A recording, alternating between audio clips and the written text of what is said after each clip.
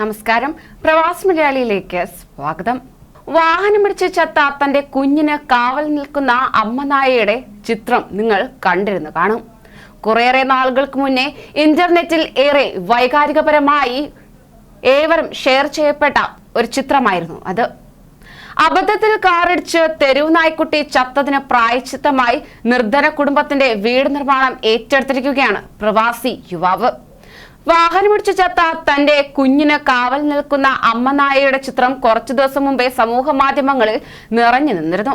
കാണുന്നവരുടെ കണ്ണുകളെ ഈറനണിയിക്കുന്നതായിരുന്നു ആ അമ്മ നായയുടെ അവസ്ഥ. കൊളാരിക്കുണ്ട് കാസിം എന്ന പ്രവാസി വ്യവസായിക്ക് ഡ്രൈവിംഗിനിടെ സംഭവിച്ച ഒരു കൈപ്പിഴയാണ് നായ്ക്കുട്ടിയുടെ ജീവൻ അപഹരിച്ചത്.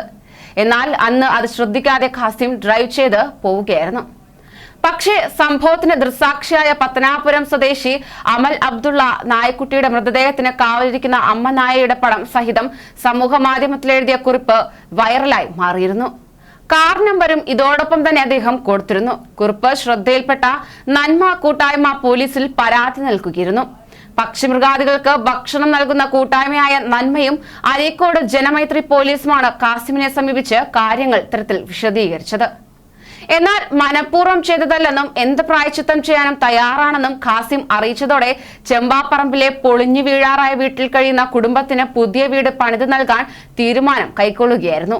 അരീക്കോട് ഇൻസ്പെക്ടർ എ ഉമേഷും നന്മ പ്രവർത്തകരും ജീവകാരുണ്യ പ്രവർത്തനത്തിൽ പങ്കാളികളാകാമെന്നേറ്റ് ചെമ്പാപ്പറമ്പിലെ 5 അംഗ കുടുംബത്തിന്റെ 6.5 ലക്ഷം രൂപ ചെലവ് പ്രതീക്ഷിക്കുന്ന വീടിന്റെ നിർമ്മാണം കാസിം ഏറ്റെടുത്തിരിക്കുകയാണ്.